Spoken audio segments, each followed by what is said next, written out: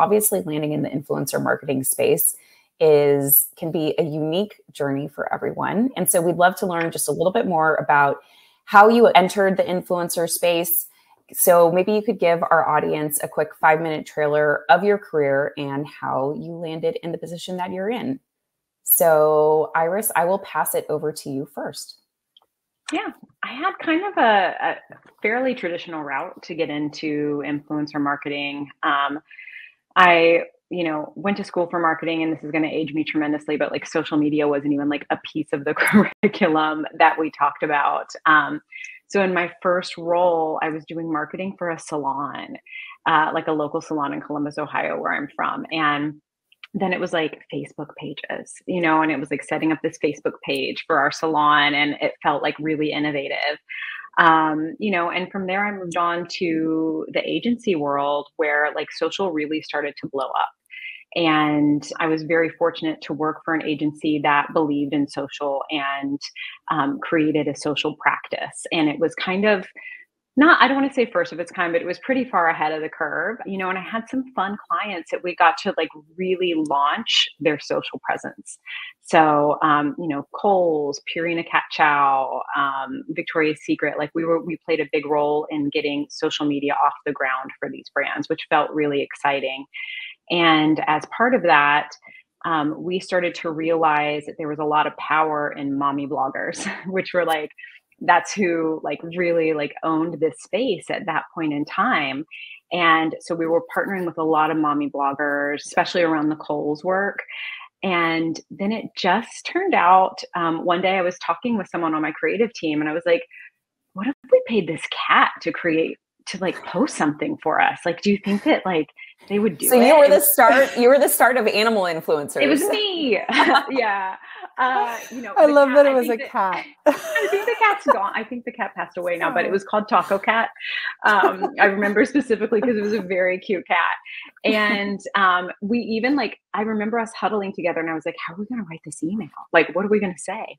Do you want Purina Cat Chow? I don't even know. You know what I mean? So it was just one of those moments where we started to see the value in using influencers. At that time, I don't even know if we were calling them influencers, but we started using influencers. Yeah, but the agency I worked for was actually one of Traackr's first clients, because we started to realize that we've got to tap into this ecosystem, and Traackr was one of the first platforms out there doing it. And so we brought Traackr on to help with discoverability and looking at these greater ecosystems, where it was a very new idea of here's Betina, but who follows Betina, who's in her network, and how do we tap into those people as well? So and from there, I really just kind of stayed within the retail world, working in brand strategy, working in marketing, and just kind of always being influencer adjacent till I got to my role at Kate Spade and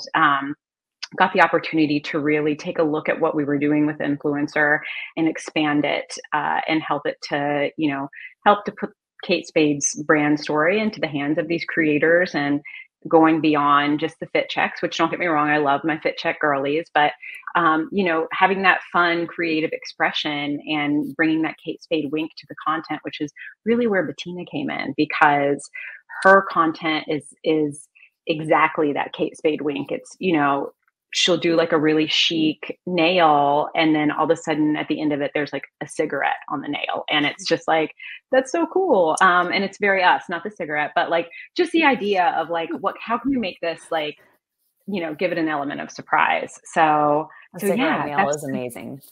The cigarette nail is so cool. I love it. I don't smoke, but I love that nail. I don't smoke either, but I was you don't smoke either? No, I was like, this sounds fun. It's so fun. It's very French coded, and I love it. And I absolutely love working with creators. It's my favorite part of my job. Amazing.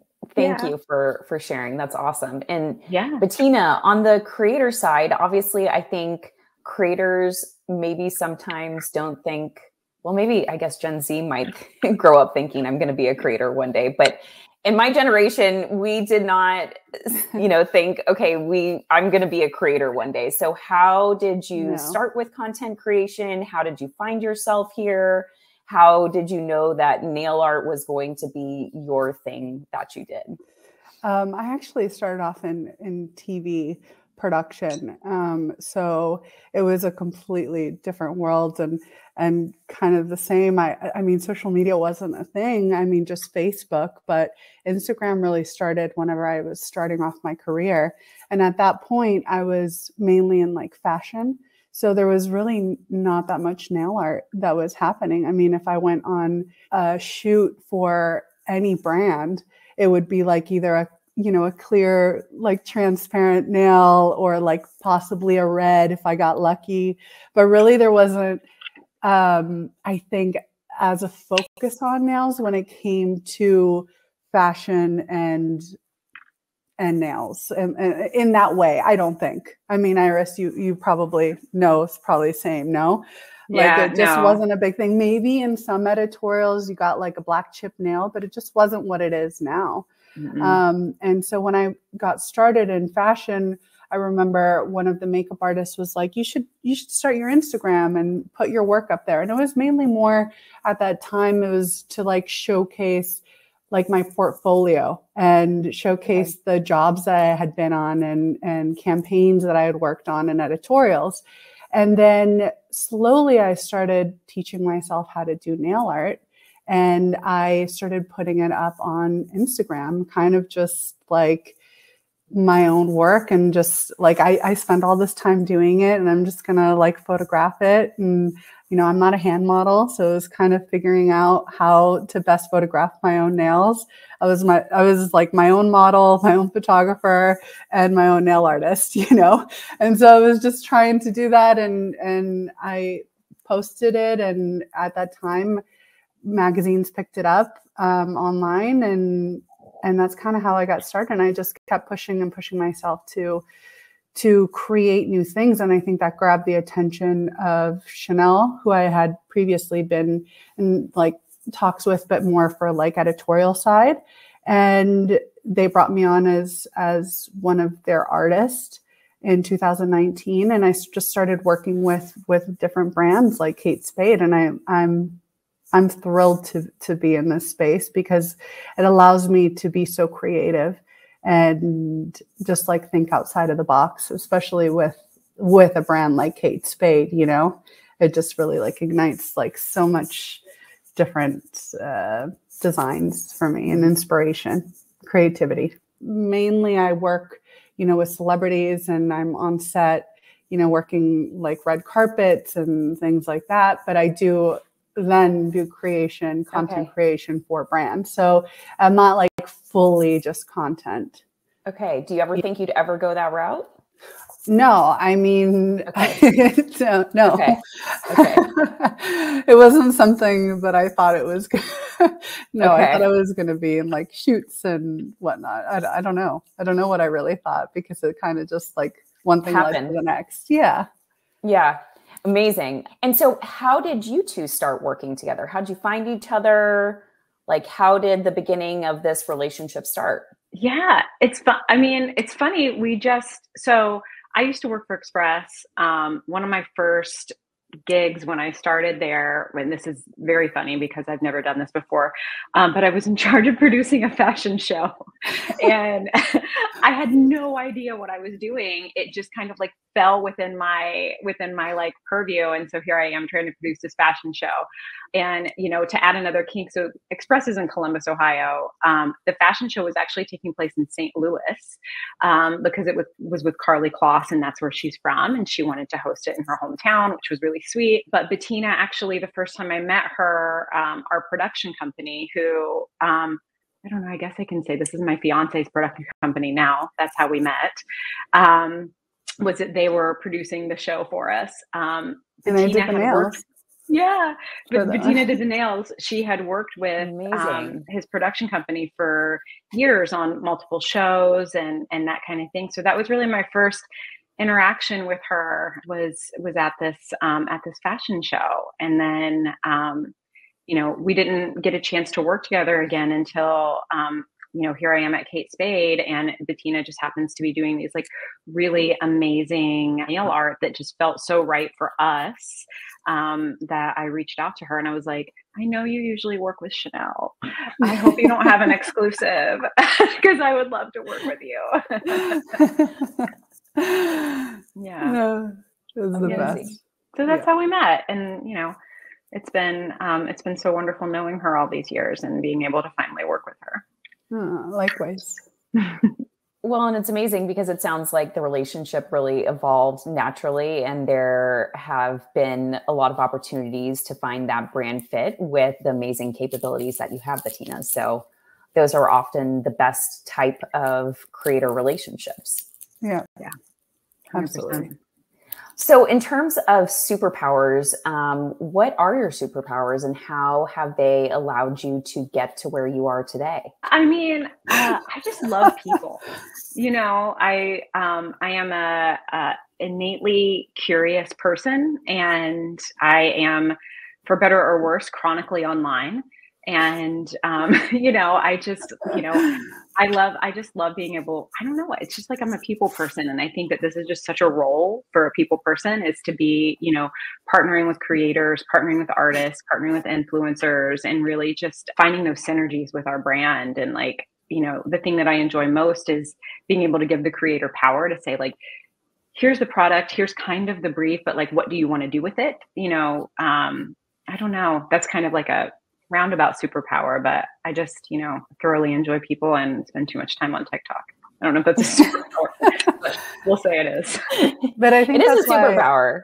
I think that's why I love working with you so much, is because you do allow, you're like, here's the product. What do you think? You know, and it's so liberating, and it really does allow me to fully do like my most creative potential and give it to you, you know? And I think that's when everything kind of just works out.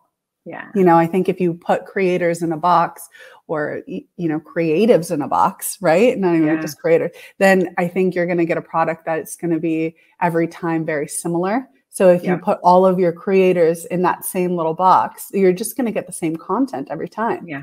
So if you are able to really allow the person that you hired to do what they do best, you're going to get the best result in the end. Yeah. 100%. Yeah, totally. So speaking about creative control, I think that the authenticity piece is really important, right? And I think that we have really savvy audiences now who have spent a lot of time online. And I think that it's very easy to tell when brand partnerships have been overly briefed or the creative process is really controlled. So Betina, how do you react to potential partnerships where maybe you don't have the freedom that you need to really deliver your best work, but you also, I'm sure, want to deliver a great product? So how do you navigate a situation like that?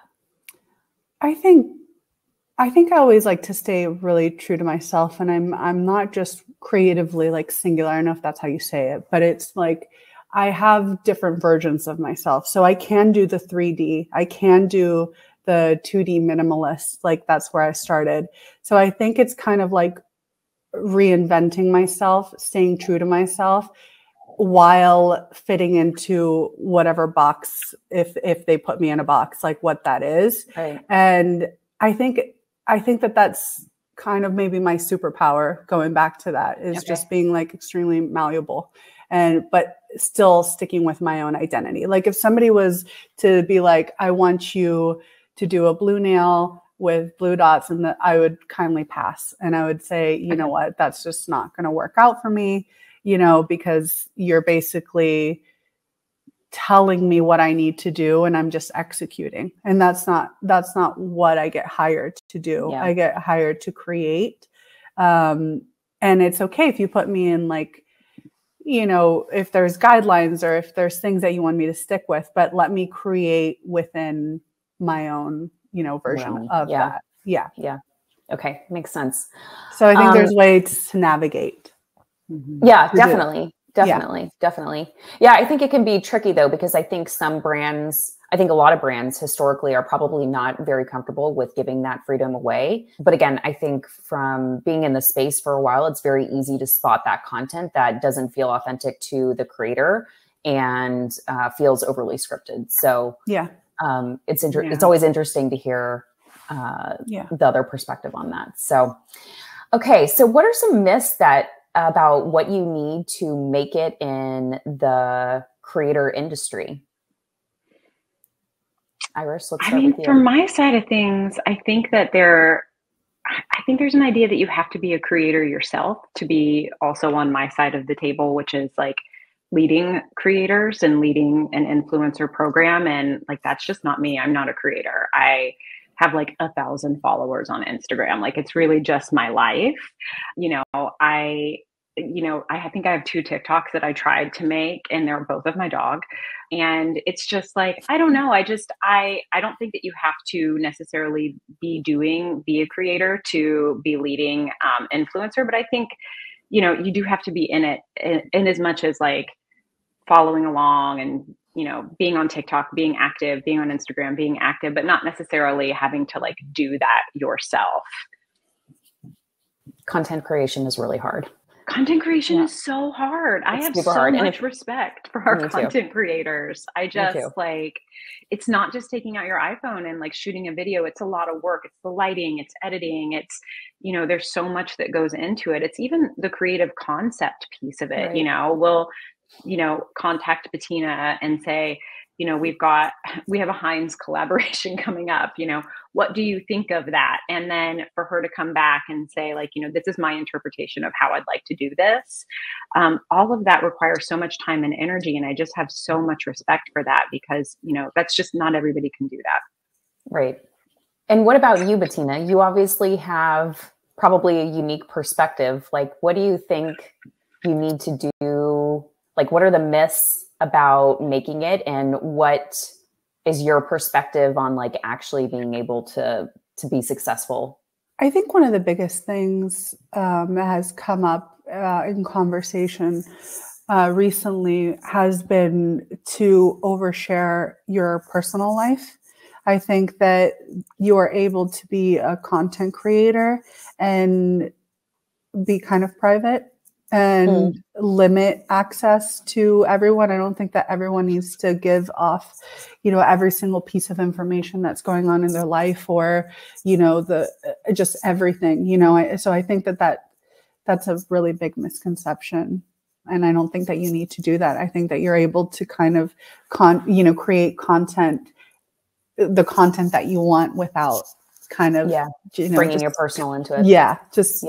Oversharing everything. Save that piece of yourself. Right? Yeah. And I think that's where I think the struggle is for a lot of content creators now. It's like, if you're doing nails, do you have to show everything about your life? Or do you have to also share, random things? It's like, you don't really need to. So yeah, you can be successful without overdoing it.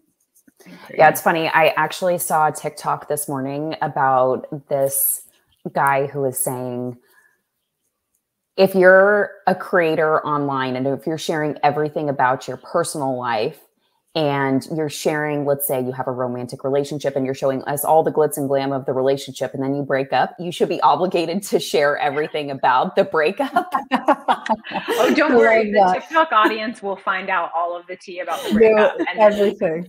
There will be all of the videos. They will.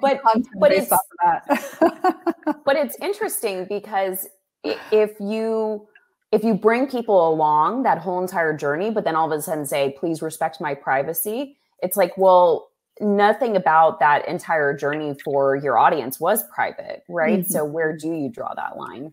Yeah, I think it's difficult. And I think it's maybe mainly like fashion influencers and kind of like maybe the moms, or they tend to have to share a little bit more of that. But I think that you're able to like kind of do it on your own and kind of find those lines that you want to cross and not cross. And I think that again, it just up to you. You don't need to do that to be successful. Yeah. Agreed.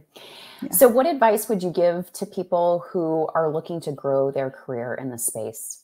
If you're looking to grow your career, I think it's really important to be out there and be networking. Go to the events, go meet the creators, attend the panels. There's so much of this world is done online. And the best relationships that I have with my influencers, with agents, with creators are ones that I've made when I get to meet them in person and go out for a coffee, or I've met them at like a networking event. There's something that's still so special about that human connection. So I would say, you know, if you're looking to start your career, you know, don't do it from behind a screen, even though like the career that you're hoping is this is, you know, on your phone. You know, it's just, again, human interaction. It's just so important, and people will remember you and they'll want to work with you because, you know, they've had that conversation with you. So I would say don't shy away from the networking events, go to all of them, go to as many as you can, meet as many people as possible, because a lot of these relationships will come back around for you in a positive way.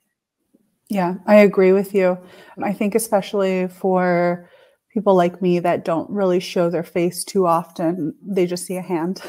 So I think going to these events really puts like a face to the hand and the creative. And like, what's the movie?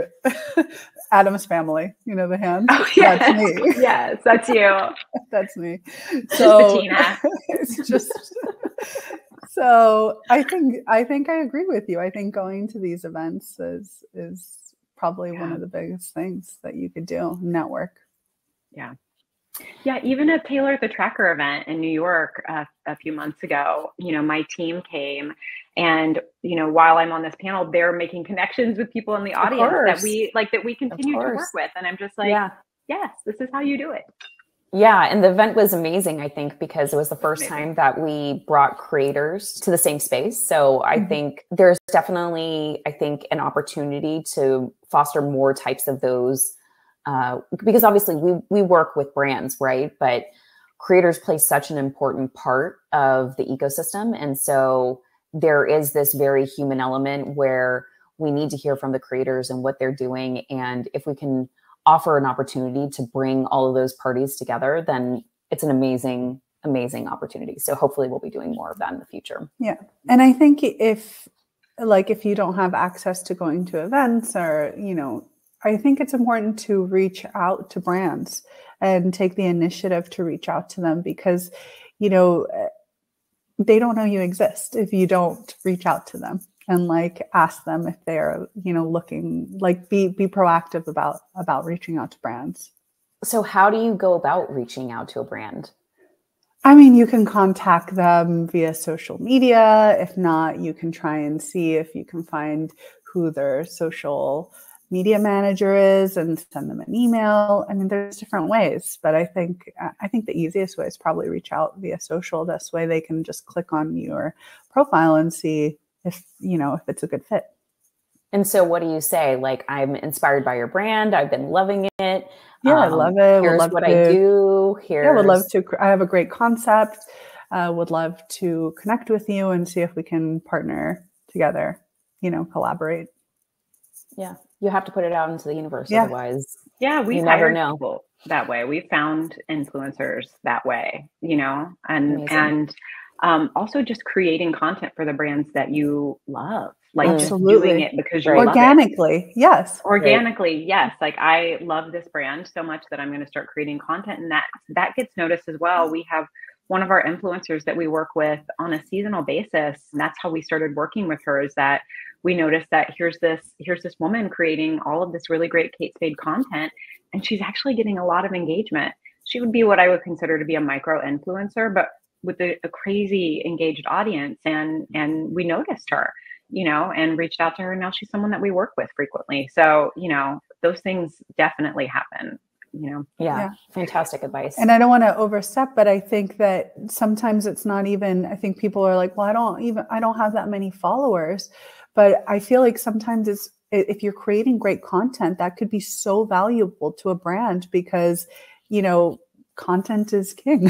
I feel, you know, when I have a brand of my own, and I'm like, when somebody creates content for it, I'm like, oh my God, this is amazing. Like, I will send you product. Like, what do you need? You know what I mean? That's what's incredible. It doesn't matter if they have 100 followers or if they have 100 million followers. You know, I think content, if you're creating really good content, then don't feel like your followers need to be, limiting to who you reach out to or whatever. Well, not only that, but there's so many different ways that the brands can also use that content in other places, right? Yeah. So it's not just purely about the content that you might be creating on social, but I think brands are getting really creative in thinking about the ways that they can integrate that content within other areas of their marketing organization. And maybe Iris, maybe you have a perspective on this. Yeah, I mean, we love a lot of usage. We use creator content all over the place. I mean, if you think about like the different touch points, we've got e-com and we've got paid media and we've got email, SMS. Like there's all of these different places where we can put that content, because at the end of the day, consumers love to see creator content. I mean, like they're down with brand institutional assets, but like when it comes to creator content, it's like these are the people that are in their feed every day and they love to see that with their favorite brands. So I completely agree with that. Like even if you do have a smaller following, like just keep at it. Truly, like it can all come together for you.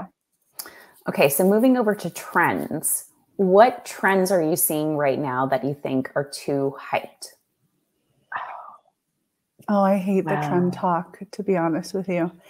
I don't love trends because, again, it just like kind of puts you in this like box. And I don't think that creatively, I don't know how to like describe this, but like I understand like maybe like butter. We were talking about this. Butter yellow nails are like a trend. Basically, yellow nails are a trend right now. I don't know what you're talking about. They look amazing. I spy butter yellow nails on you.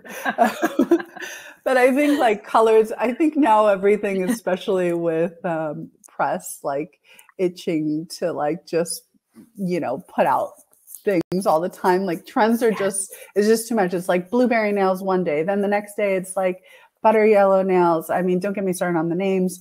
It's just like it's just too much. So I think that if you're following trends constantly, you're just going to get like kind of like sucked into this war. Right. Like, I don't know. It's just too much. You're just going to be chasing it always. You're just going to be chasing it. And you're not going to really create anything that's authentic to yourself. Whereas you're not going to be able to build a brand yourself, right? Right. You think of yourself as a brand. So you're not going to be able to build a brand if you're constantly just chasing trends, or if you're like copying everybody, right? You're like, like strawberries are in right now. I'm just going to do a bunch of like you just have to kind of create your own space and be authentic to yourself and stick with that, reinvent yourself.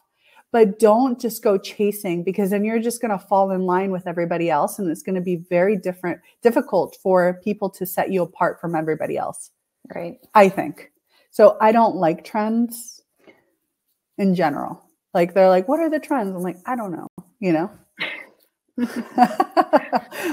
So Iris, it might be interesting to hear your perspective, because I feel like a lot of brands, they do try to capitalize on the trends. Like I know some of the customers that we work with, they even have like trends team where they try to understand like what is the pulse that's going on with social right now to understand what our audience is gravitating towards. So Iris, what do you think about trends? Yeah, I have a love-hate relationship with trends. Obviously, we need to be part of it, but I think that there's truth for brands in what Betina just said, because it would be weird if you saw Kate Spade jumping on like the eyebrow blindness trend, right? And that was a huge trend. It's where you like, it's actually kind of like a mean to your old self trend, but I'll quickly tell you, it's like, it's hilarious. It's actually really funny, but like, people will post like to the Gnarls Barkley Crazy song, like, basically like, why didn't anybody tell me? And then they show flashbacks of their like, do you remember when like the really drawn in brows were like very thick, like when we were all learning about contour and like makeup and so it's eyebrow blindness. And so it's like, why didn't anybody tell me this? Or I think I saw another one that was like, there was another one too, but it's like primarily. So anyhow, long story short, that's eyebrow blindness. Everybody here has great brows, and I'm sure we always have. But it's, I think it would be weird for us as a brand to hop in on that kind of trend. So you really have to understand your brand ethos and who you are and what do you stand for and what trends do make sense. You know, I don't want to say we don't hop on trends because we kind of do. Like the coquette trend made a ton of sense for us, which I'm sure Betina, you hated, but it like worked. No. I actually like, I don't mind those type of trends. I just, you know what I'm saying. I know exactly what you're saying. But that's the thing where we're like, okay, like coquette is trending. We're Kate Spade, New York. We have bows, we have pink, we have girly things. Like this is definitely a trend that we can be part of and it will feel authentic. And guess what? The content took off. Yeah. So I think that like, that's the filter that I have when trends come my way. So when my team brings me like, here's a concept and here's a trend we'd like to hop on, there's always that filter of like, does this make sense for us? Or is it just like a really funny trend that we want to be part of? And that's kind of the line that we walk there. So I won't say that there's any trends that I'm like sick of. You know, I think it's like my own algorithm. Like I don't know if I could hear another Sabrina Carpenter song, and it's my own fault because I engage with that content and that's what I get. But I think it's, you know, it's the TikTok algorithm is just, it's on another level. You know, yeah, so I agree. Yeah. I do like creating off of something that has become popular. Like if it is like in the fashion world, like Bridgerton was kind of a really big deal, and creating nails kind of inspired by that. I don't mind that. I just think when it's like super in the nail world, it could be super specific. Yeah. And then all you're seeing on your feed are like the same design over and over and over and over again, like the glazed nail thing. And it's just like too much, you know, and people get bored with it. It's very much like the core of it all, like grandpa chic core, or like, you know, cottage core, or, you know, whatever, like for me, coastal grandma, like those types of, I think what you're getting at is like, we don't have to name it. It's a linen shirt. Anybody can wear it. It's not coastal grandma, like that kind of thing. I get what you're saying.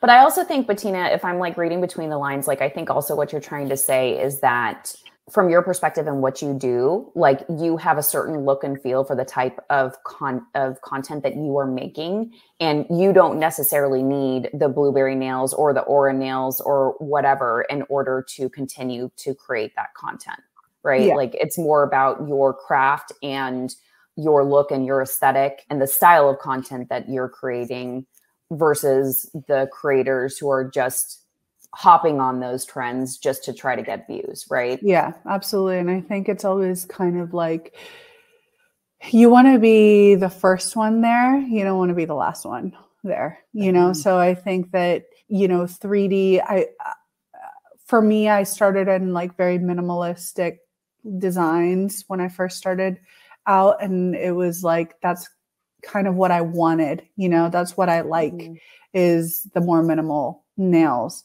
And once it kind of started picking up, then everybody on my feed that I would look at would have the same nails. It was the same design. Right. So it's like, how do you reinvent yourself within staying within like your own artistic, you know, aesthetic, and like move away from that. So I think it was like the 3D, I just kind of like started sculpting it and making it into my own way. It's not that I invented 3D nails.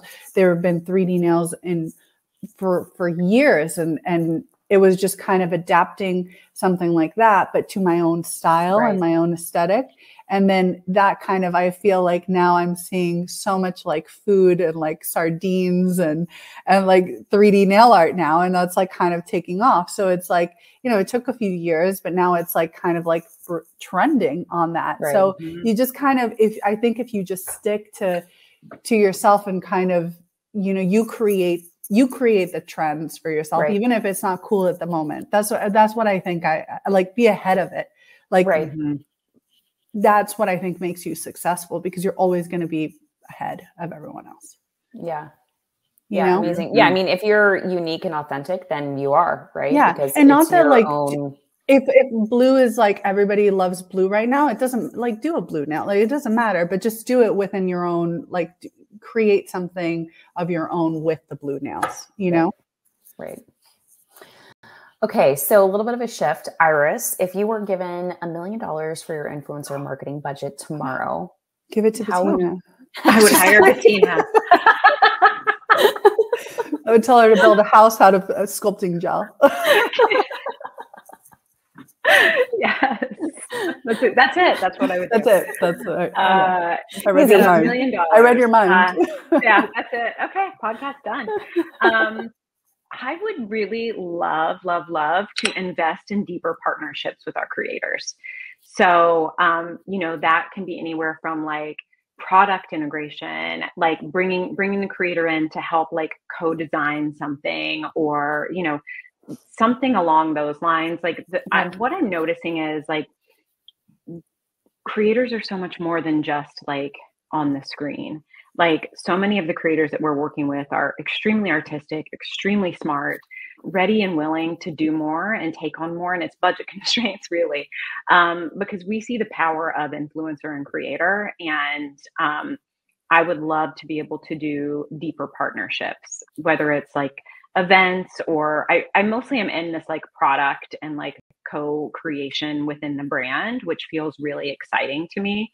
Even if it's like bringing someone on to help, guide with trends, to help work with my team or our design team or our merchandising team about like, what's going on? What are your followers like? What are you liking right now? Because, a lot of these people are leading the trends, to Betina's point, and why wouldn't we want to tap into that in a deeper way?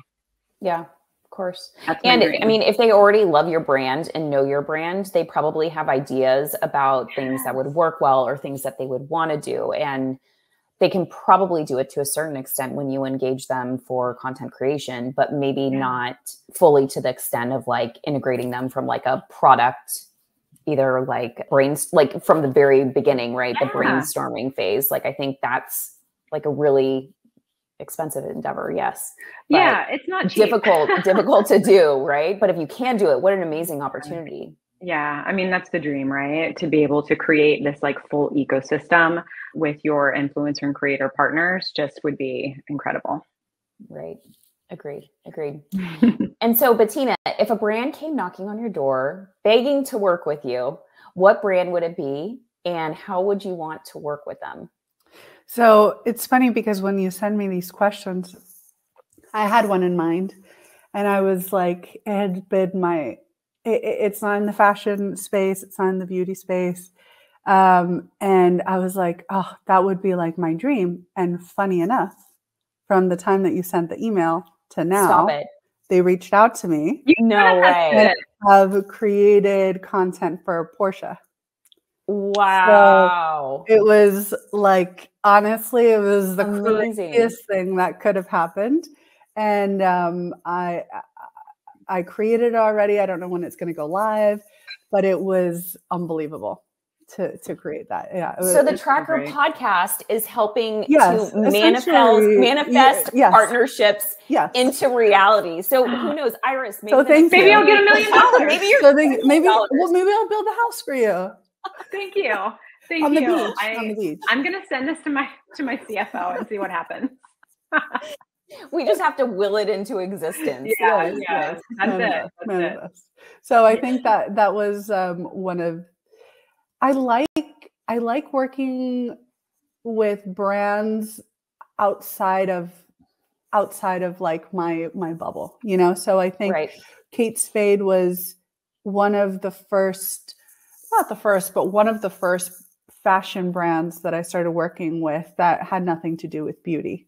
Right. So I worked with like UGG and a couple other ones. And I like the way that it pushes me to think differently. Like it's not about the product of the like actual like nail product.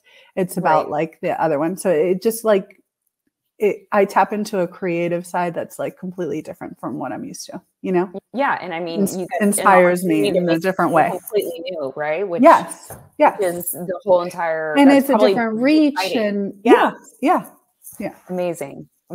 Well, I'm so excited to see this content. So congratulations. Thank you. Yeah. It's very exciting. So to wrap it up, we're nearly done. We are hoping that you can share with us some predictions that you have for the creator industry this year. What do you see coming our way? What should we be prepared for? So, you know, the creator industry just continuing to grow. I just like, I think that there's been a resurgence in interest, on Snap, and how are we working with creators on Snap? And I think that we're seeing that platform start to kind of like bubble back up again with Gen Z. Yeah. Yeah. And it's really exciting to me. I love that platform for creators because they've got such a great rev share program. But, I think we're just going to continue to see creators integrate deeper with brands, being in campaigns. I don't know if you guys just saw a couple months ago, but Sirius was in a Coda Lee campaign, who is a creator that I adore. And I think seeing creators kind of pop up in unexpected places for brands, I think we're just going to continue to see more of that. There's just so much value in working with them in a deeper way. So that's my prediction / also my hope. I love to see the way that this industry is just evolving. Well, I just think creators are just going to continue to like just drive culture forward. But the AI thing. Yeah. Tell us about the AI thing. I think that certain creators are going to be replaced by AI, and I think certain creators cannot be replaced by AI. And I think that we're not going to know what that is until it starts happening. But, I think creatives are going to have, AI is going to be a little bit harder to like grab those jobs of the creatives versus, not all creators are creatives, I think, personally. I don't know if this is a... No. Okay, I can say that.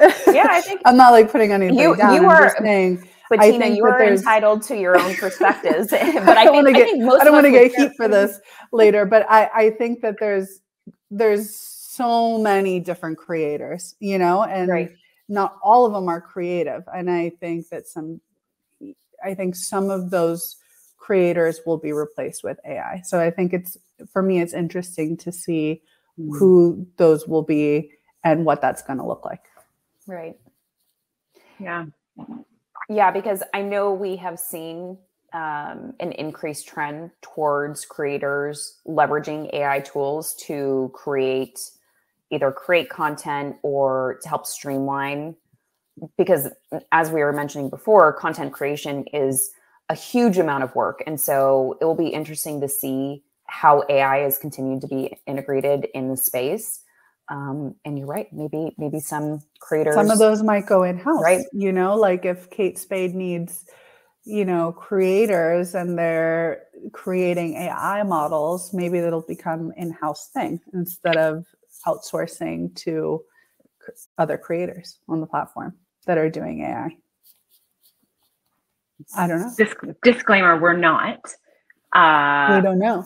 But we don't know. But we don't know. It's not in the future. But we don't know. These are predictions. We don't know. In the future, yeah, that could definitely. There are brands that have already started replacing their e-com models with AI models. So of course. And I think it's silly to not there. And I think it's silly not to bring it up and not to think that like a lot of creators' jobs are going to go away, because I think that everybody needs to kind of see where they need to be focused on, Right.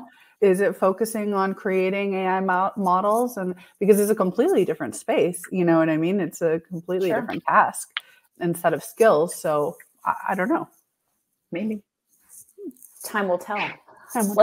Let's regroup at the end of the year. So I don't want to be like doomsday here. It's like, no, I don't think it's doomsday so much as it's just like positive. And I'm like, AI is going to replace all. AI will take over our lives, but it's a reality, right? Yeah, it's already AI is already a huge part of a lot of our lives. So yes, and I think sometimes it's not like stand back and let this go away. I think it's like, well, what are you going to do in order to stay on top of it?